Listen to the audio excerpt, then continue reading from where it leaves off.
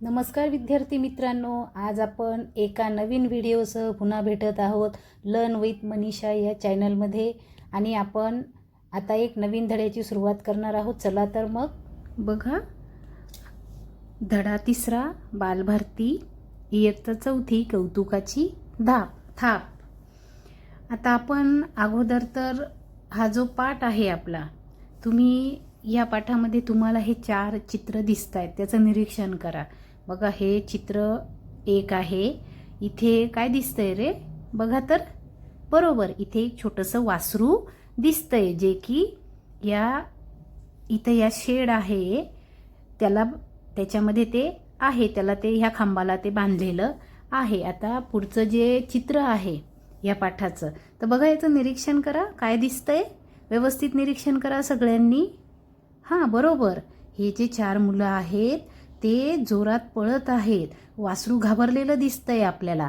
आणि बघा, हे खूप सारे पानं उडता आहेत, त्याच्यानंतर झाडं हलून राहिलेले आहेत वाऱ्याने, एका दिशेला ते कललेले आहेत. म्हणजे एक लक्षात येते की वादळ आलेलं आहे, मुलं जोरात पळत आहेत आणि वासरू घाबरलेलं आहे, हे आपल्याला इथे लक्षात येतं. तर त्याच्या पुढचं जे 3रं चित्र आहे जे आपल्याला बघायचंय, तर या 3ऱ्या चित्रामध्ये काय दिसतंय? बघा, निरीक्षण करा.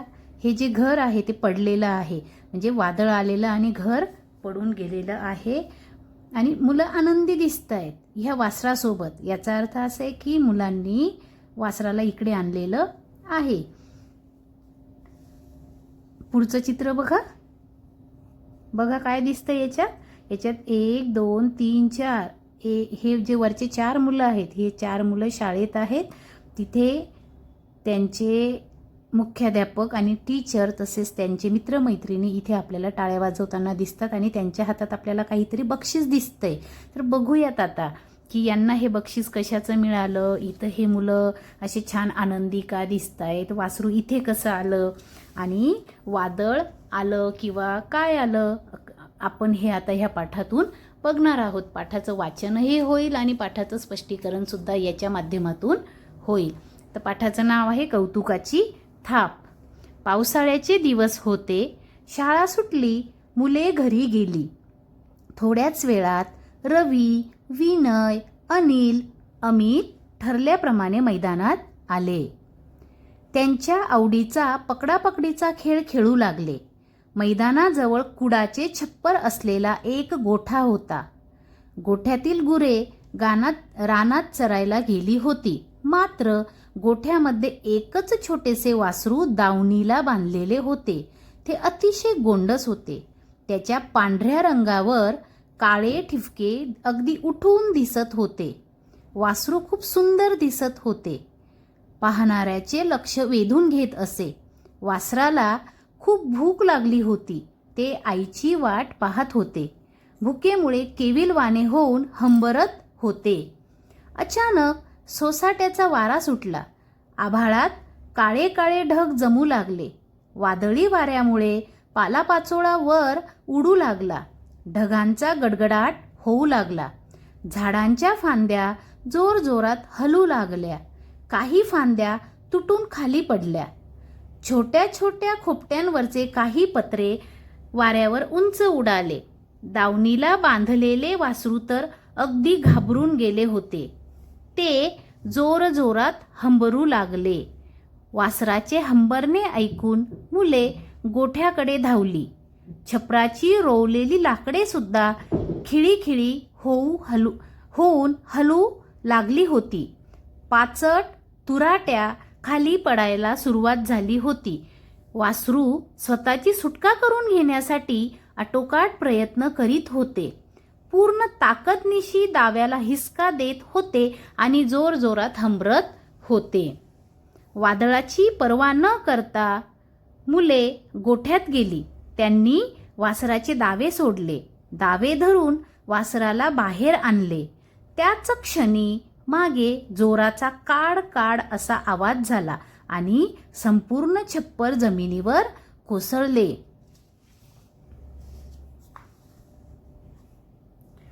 आड्याची जाडजूड लाकडे सुद्धा खाली कोसळली.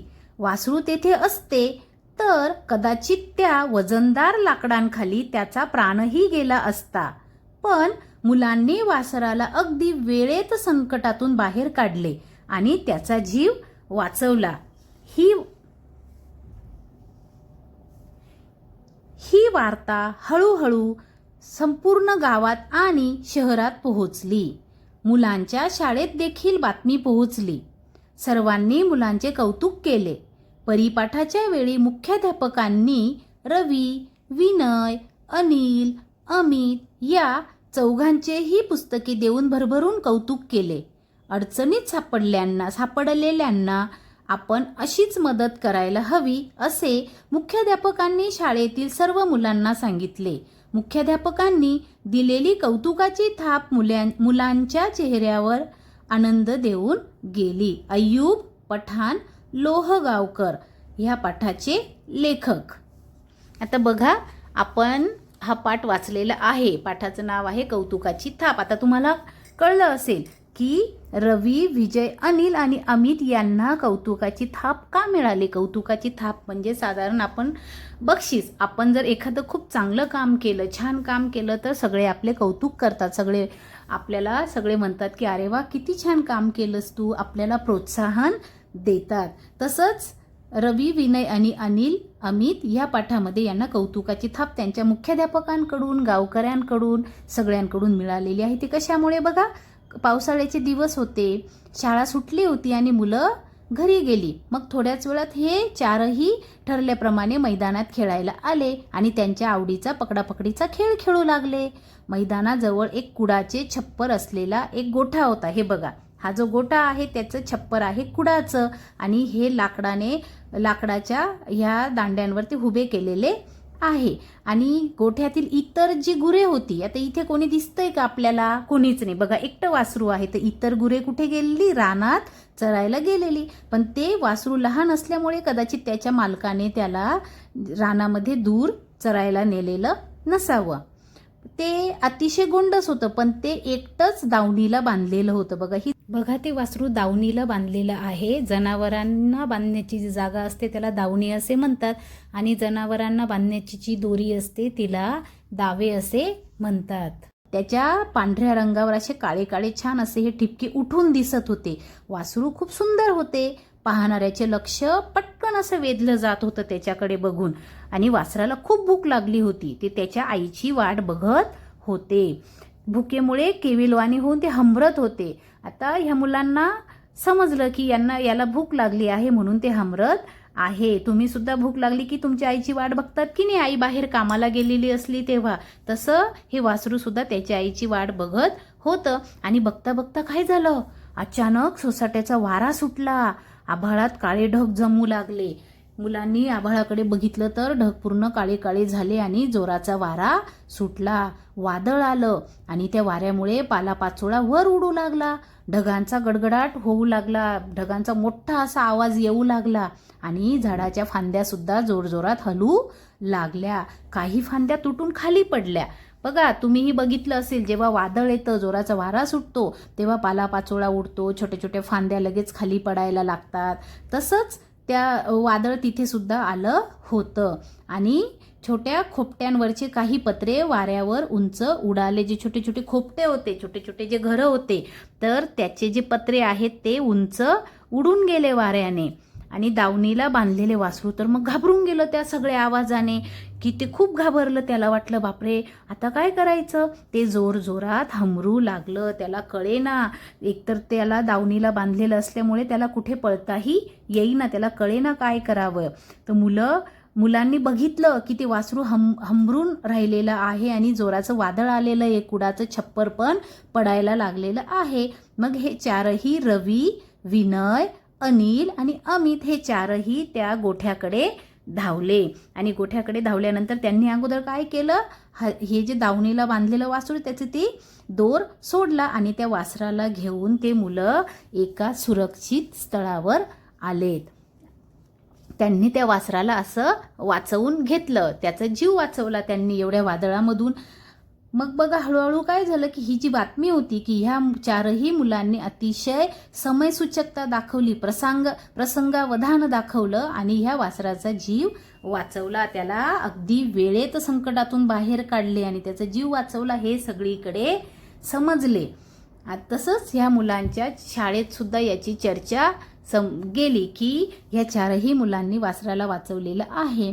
मग त्यांच्या शाळेचे जे मुख्याध्यापक होते त्यांनी ह्या चारही मुलांना परिपाठाच्या वेळेस बोलवलं आणि त्यांचं खूप कौतुक केलं. त्यांनी जे साहस केलं, ज्या वासराचा प्राण वाचवला त्याच्याबद्दल त्यांना बक्षीस दिलं आणि इतरही मुलांना सांगितलं की संकट काळात आपण एकमेकांना मदत केली पाहिजे.